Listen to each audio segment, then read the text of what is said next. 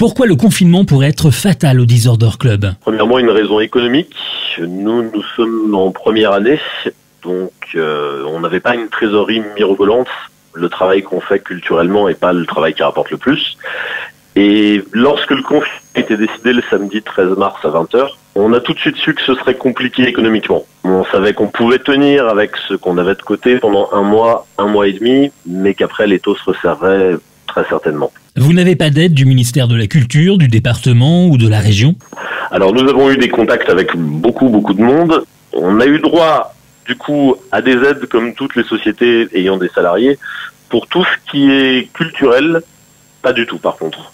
En fait, on a un problème, nous, c'est qu'on est considéré comme une discothèque, comme une boîte de nuit, et de fait, on n'entre pas dans les critères éligibles pour une aide éventuelle. Quelles sont les solutions pour éviter la fermeture? On a fait beaucoup de démarches, beaucoup de dossiers pour obtenir des aides, des subventions. On a réussi à avoir 2 volets d'aide, qui était une première aide du Fonds national de solidarité de 1 500 €, qui a été renouvelée une deuxième fois, du coup 1 500 € sur le mois de mai.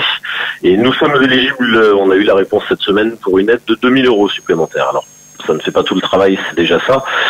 Après, on a été obligés, nous, fin avril, à partir du 15 avril, la situation devenait catastrophique. On a été obligés de penser à une cessation de paiement, à un dépôt de bilan.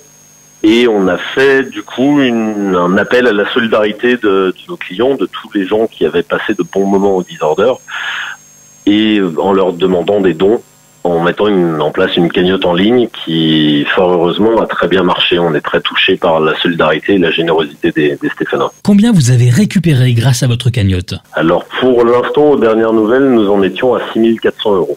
Le loyer est très lourd, l'assurance est aussi un prix exorbitant. Donc pour l'instant, ce qu'on a récupéré, c'est déjà miraculeux et on remerciera jamais assez les gens qui ont participé.